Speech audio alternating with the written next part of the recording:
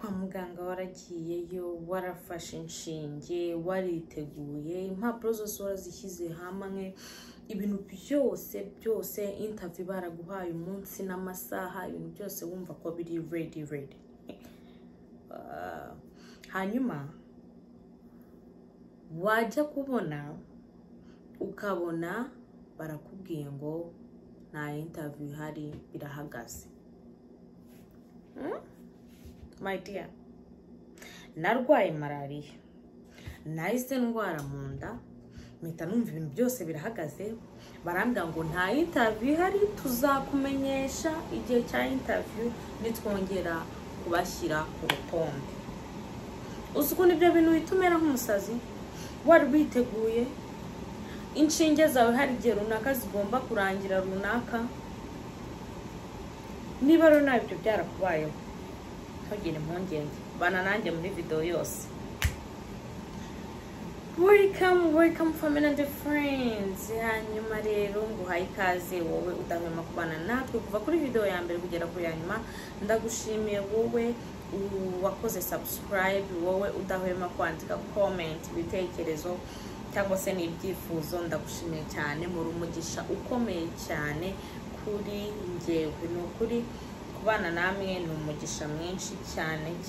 Niba ari ubwa mbere ugeze kuri YouTube channel, wakora like, comment, share and subscribe. N'ukuri ni umugisha ukomeye cyane. Uyu munsi rero tugiye kuganira ku bintu bitari buze gutwara umwanya muremure cyane, hanyuma twungurana ibitekerezo, abaciye muri izo nzira cyangwa se abari muri ibyo ngibyo mbabwire ngo mwihangane, bibaho ariko igihe kigeze ibintu bigenda neza. Nguhaye ikaze rero, reka dutangire ikiganiro tutizimbye ku magambo. Hari umukunzi wacu wigeze arandika ngo uzadusobanurire uburyo wagiye muri Amerika. Hanyuma rero reka tubiganireho gatoya. Uburyo bwo kujya muri Amerika nkuko twabiganiyeho ni uburyo bugiye butandukanye. Muri video y'ubushize nababwiye ko ushobora kuza ku buryo bugiye butandukanye. Hari abaza nk'umugabo n'umugore, hari abaza kuri fiancé visa, hari abaza baje kwiga, hari abaza baje mu makwe, abaje muri event runaka, hari abaza uza bitewe na visa wasabye cyangwa se wakudehaye yagusabiye. Hanyuma rero tuje kuri njyewe twaplayinga buriya hari ibice bigiye bitandukanye cyangwa se hari igihe runaka bitwara. Iyo waplayinze ari fiancé visa, ndavuga wenda kuri ebyiri zonyine. Iyo waplayinze ari fiancé visa ntibitwara igihe kirekire nk'uwaplayinze husband and wife. Fiancé visa birihuta kuruta kwaplayinga nk'umugabo n'umugore. Kubera iki? Iyo waplayinze as a fiancé visa bigutwara hagati y'umwaka cyangwa se umwaka n'igice. Hari n'ugira amahirwe ntibigere muri icyo gihe bigatwara umwaka umwe, amezi 9, 8. Nkurikije kubo twakoranye uko byari bimeze, ntabwo twebwe byatinze cyane. Hanyuma husband and wife hari abamara imyaka 5, imyaka 4, imyaka 3, 5. Kubera iki bitandukanye? Fiancé visa uza uje kureba umukunzi wawe, uje inaha, ubuje kuhaba, ntabwo buri buze kugaruka. Mugiye nyine, hari ibyo nabyo tuzabigera kuri part 2. Iyi ni part 1 ngira ngo tuganireho, none tuzinjira deep. Ariko wenda duciyemo muri makeya, fiancé visa iyo uza uje kureba nyine umukunzi wawe, hari ibintu runaka bagenderaho nabyo tuzazaho, ariko ubujuje kureba umukunzi wawe. Hanyuma iyo ugeze hano hari ibyo bagutegeka guhita ukora mbere yuko igihe runaka wagenewe kirangira. Iyo kikurangiranye uba uri muri trouble cyangwa se uba uri mu bibazo. Hanyuma husband and wife ni umugabo n'umugore basezeranye. Iyo muri interview babaka ibintu document zigaragaza ko ari umugabo wawe, ni tuzabyinjiramo muri part 2, turi muri part 1. Hanyuma iyo famille iza ifite ibyangombwa byuzuye. Mu gihe kuri fiancé visa hari ibyangombwa ubudafite ugomba gushakira hano. za social security. Iyo uri husband and wife, mugira kuri airport baguhereza ku kibuga cya hano muri Amerika, baguhereza document zawe, ariko nabyo bitwara umwanya. Nge rero ntabwo nari mfite rwose gahunda yo gutegereza imyaka 5 my dear cyangwa 4. Twahisemo twebwe fiance visa. Niba ufite umukunzi wawe uri naha, mupanga kuzakora ubukwe cyangwa mupanga amagahunda yanyu, rwose fiance visa icamo neza kandi ntago itinda. Ariko na biriya by'umugabo n'umugore, husband and wife, nabyo nta, iyo utegereje rwose bigenda neza. Ikintu kirimo Imana kirijyana. Hanyuma rero twaprayinze twebwe fiance visa.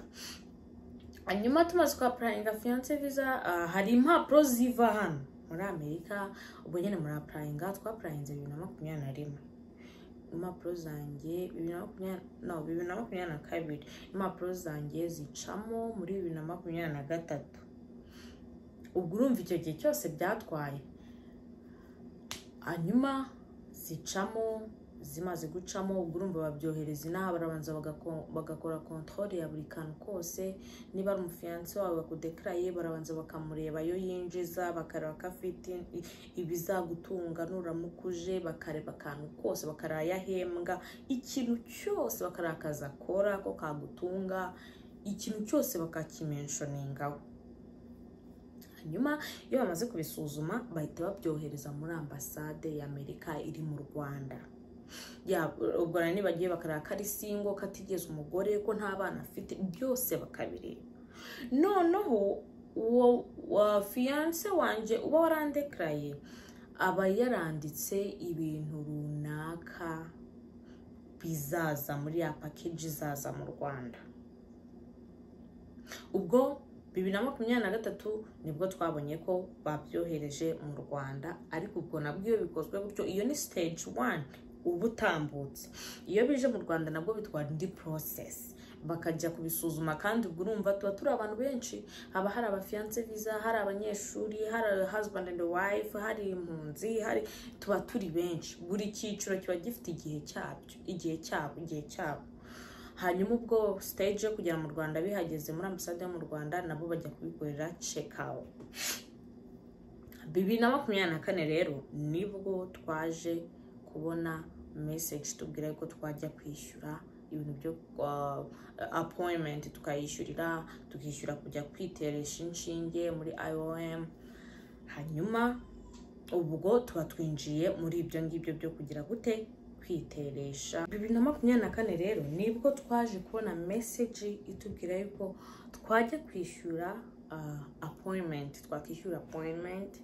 Hanyuma tukamara kwishyura appointment, ubwo isoje kwishyura appointment uhita kugira yuko babonye message yawe. Hanyuma noneho bakakubwira aho ushobora kujya kwivuriza inkingo babanditseho. So turishyura, tumaze kwishyura, ndabyuka icyo gihe twagiye mu mujyi, tumaze kwishyura nabonaga ka message gusa nkahita ngira vuba, kandi ari maze umwanya mbitegereje my dear, ntago babyoroshye. Hanyuma ubwo ndimo ndeba comment yo kuri YouTube, munyihanganire. Hanyuma ubwo ndangije ndagenda ndishyura. Ubwo ibintu byataga biza byihuta, ndavuga ati noneho ndagiye pe, noneho ndagiye nashyushye. Nabwiye abantu ati ndabona bimo biracamo. Ubwo urumva nari maze umwanya ntegereje, ariko nyine mbonye bimo biracamo, najya kujya mbwira bamwe b'abashuti ati rwose ngiye kugenda, mukomeze mu nsengere, ndashyuha kuzwa we. Ubwo mba ngiye kuri IOM igiyeyo umeringa abantu benshi bagiye batandukanye pe, uhura n'abantu benshi bagiye batandukanye, nyine mukamenyana. Hari ukuntu abantu baba bafite amaraso ahita kururana, mugahita mumenyana, mugahita muba inshuti.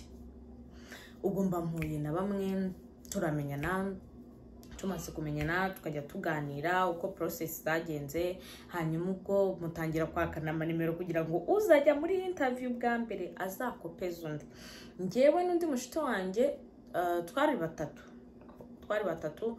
Hanyuma njye n'undi mushito wanjye bigira gute, twagombaga gukorera interview mu bihe bimwe. Hari nk'iminsi ngaho igiye itandukanye, kuko fiance visa baba bafite igihe cyabo bagira cyonyine, nta bandi bivanzemo. abo umugore n'umugabo namwe muba mufite igihe cyanyu cyonyine mujyeyo nta bandi bivanzemo, nta kuvuga ngo harivangamo fiance visa harivangamo abanyeshuri. Kereka nk'umuntu ufite ikibazo runaka aje biri emergency nabwo yaratse appointment, ntabwo imbasi umuntu apfa kuyijyamo ngo urabyutse uragiye, reka ntabwo bakwemerera. Ubwo nyine turamenyanye, duhana amanimero, ibintu birashyuha, turagiye baraduteye, nyine urumva birarangira ibyo guterwa, ntabwo najya mu kantu n'akandi. Gusa iyo ugiyeyo bagupima mu bihaha ngo barebe ko nta biyobyabwenge wigeze ukoresha cyangwa nta kindi kibazo kindi ufite mu bihaha bitewe n'uko uzajya mu ndege.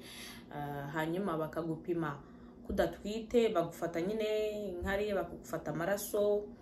Abantu murabizi bamwe namwe bagiye babicamo, ariko n'abatarabicamo ubwo ndabibasobanuriye ibyo bafata.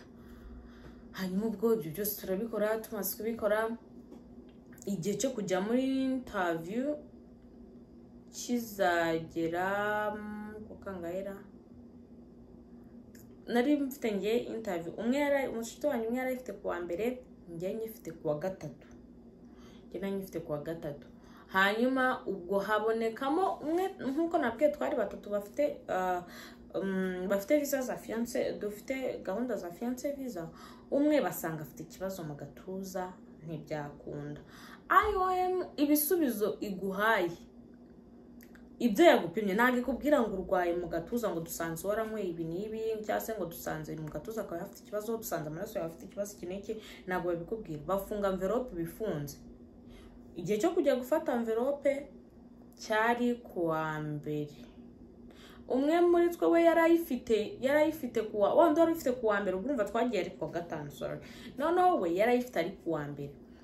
Bamuhereza envelope nta kintu bamubwiye ko afite ikibazo. Ageze kuri imbasi nyine muri interview, agezeyo baramukoresha, bamaze kumukoresha baramubwira ati twasanze igikorwa cyawe gifite ikibazo mu gatuza kawe harimo ikibazo, uzategereza tuzaguhamagara, hanyuma nitubona nyine igihe runaka kigeze cyuko ushobora kuba nta kindi kibazo kirimo, uzagenda ujya muri check up, nibasanga nta kibazo kirimo tuzaguhereza visa. Yarakugende yayisabwa. Ubwo urumva twese twabaga twakoranye ku telefone ngo tubwirane. Ndamuhamagara ati sha tuzishitana ukuntu ari umugome, ati nagiye barambwira ngo mfite ikibazo mu gatuza, ngo ubwo no gutegereza ibyumweru 4, ubwo n'amezi 2, ibyumweru 8, sorry, ubwo n'amezi 2. Numva nawe turacyari ubugari ko gato, ngarutse inyuma gato. Uwo munsi kwa gatanu twari batatu, umwe abavuyemo kuwa gatanu tugiye kubona tukira aho ngaho mu bizami, tujya kubona njye nica njyenyine, njya kubona mbona bampaye message ngo appointment yawe ngirahagaze. Yesu Kristo, munda hahise handya my dear. Nahise ndwara munda, ndavuga ati mana uzi kuba wari ufite appointment kwa gatanu bakavuga ngo ntago uzagenda, ngo ntago bigikunze, ntago uzaza. Noneho njye ngira ngo ni njye nyine mpita mbaza undi wundi w'umushuti wanjye, natwe dufite ntuza zimwe. Ndamaze se message bampaye, numva mbaro ndebere, nahise numva nk'umuntu urwaye amaso, mpita numva wajya hagiyemo umucanga, ndumva mbaro nsomere neza. Ngo nanjye message barayimpaye. Twese tuba nk'abasazi, duhita duhamagara abantu bagiye kuri ku masiberi nyine, twagiye tujyaho ku masiberi cafe, twebwe siko bigenze gutya na gutya, tubwihangane. None tubazo wa undi wari ufite kwa mbere, ati we hari message wabonye? Ati wapinge nta message nabonye kwa mbere, n'ubundi nzajya muri interview. My dear, nararwaye, umushuti wanjye nawe ararwara, ariko nta kindi twari gukora. Kandi ubwo urumva mande twagombaga kuza gufata ibisubizo ko twabwiye ko dufite interview. We yarayifite kuwa 2 ngo baduhagarikiye rimwe, njye nyifite kuwa 3. Ndangije ndambwira ati my dear friend, I beg you, reka twihangane twikarume, ubwo turebe ikizavamo. Ubwo kwa mbere byarageze dukora, na ubwo twese tuba abashuti nk'abantu, twahuye n'ibibazo bimwe. Ubwo turagiye dufasha ibisubizo, twihagaraho kuri ayo mutavuga ati dufite interview kwa 3, dusanga envelope zacu zirafunze. Ariko nyine ubwo ni kwa kubura kugira, twagiye tumeze nk'abarwayi. Ubwo turagenda baduhereje envelope. Envelope ni ukuyibika mu rugo, ntiwemere kuyifungura, uyifunguye biba bipfuye. Abahanso IOM ifunze kabisa, harimo icyitwa icyangombwa cyose cyawe cy'ibisubizo byavuyemo, harimo nyine ibyo bagusaba. Iyo ugeze no kwararemo hari ibindi bagusaba, wowe ugomba kuba ufite, bakabicekinga bakazabishyiramo hamwe, ubundi ukazabitanga bifunze. ubwo ndagenda ndyamisha envelope hasi n'umushito wanjye nawe yarihebye atishati ibintu ngiye rwose ndabona ngiye kubivamo. Gusa my friend, nimba ari ikintu kibabaza kibaho, niba ari ikintu kibabaza kibaho, kubona iki? Kubona baguhagaritse wari uzi ko ugiye gusoza stage zawe zose. Ubwo bibaho we. Ubwo wa wundi igihe kiza kugera nawe yaje, icyo gihe cyose mbabwira twagiye muri ibyo bintu, nawe yaje kugenda ari nko mu kwa 9 nibwo byaje gucamo. Muri icyo gihe cyose mu kwa 9 mu kwa 8 gutyo, we aza kuza arambwira ati shati nabonye bicamo mana yanjye, ati nyine ngiye kugenda turasezeranaho waraza. Ubwo twebwe nta kintu turumva. Ubwo turangije, birangiye gutyo turituriza turiyakira. Urumva umwe muri twe wa wundi wari ugiye bwa mbere yari afite we n'umwana. Urumva iyo ufite umwana w'umwene gihugu ntago bamubara nk'umwana wa hano muri Amerika, nyine bamubara nk'umwana ufite ibyangombwa bya hano, bamuhereza ubwene gihugu bwa Amerika. Ubwo hari ibyo baba babanje gusuzuma, ibiki bakagutuma, ibiki ibintu byinshi. Hanyuma uwo nguwo baragiye, tujya kubona mu kwezi kwa 5 2024 tubona barongeye baduha appointment. Ubwo muri icyo gihe cyose mbere njya kuri ayo mbere nijyana nari ntwite ntarabyara. Noneho bankubita ibyo ngibyo, badukubita indi appointment ntwite, ariko negereje kuzabyara habura nk'amezi 3 gutya n'igice. Baba dukwise indi appointment, mbaza umushito wanjye baguha appointment ngo yibaye impaye. Ubwo turitegura turashyashyana, tumaze gushyashyana bigere mu kwa kangahe ngo ya byageze muri icyo gihe. Ndagenda ndakora interview, ibyo n'ibindi nzabwira nyuma muri part 2. We ntuzaga ubwira ibintu byose ko babimbaje, ibibazo byose, ibyo ujyana, ibyo usabwa. Hanyuma ubwo igihe kiragera mu kwezi kwa 9 mba mbonye visa. Iyo ni part 2. Nyuma y'ibyo rero ubwo urumva icyo gihe cyageze maze kubyara umwana afite ibyumweru. Nago wemerewe kugenda umwana wawe adafite ibyangombwa, ntibibaho. Ndabakumbuje rero part 2 ntuzabure, uzabuhari mbabwira ibintu byambayeho byose. Part 2 nzayisohora ku wa mbere. Ubwo duhita dusoza ikibazo kijyanye n'iki n'uburyo nageze ahangaha. Niba rero nawe waraciye muri ibyo bihe, niba waranyuze muri ibyo bihe byo guhagarikwa igihe cyari kigeze, ihangane, igihe nikigera uzaza. Ndabakunda cyane, mukomeze gukora subscribe, like, comment, share. Part 2 nzabwira ukuntu byose byagenze. Part 2 nzabwira ukuntu byaje kugenda kugira ngo bize kwemera. Byari danje. Njya nibuka biriya bihe nkumva neza ntaye umutwe. Thank you for watching my video. Ndabakunda cyane. Bye.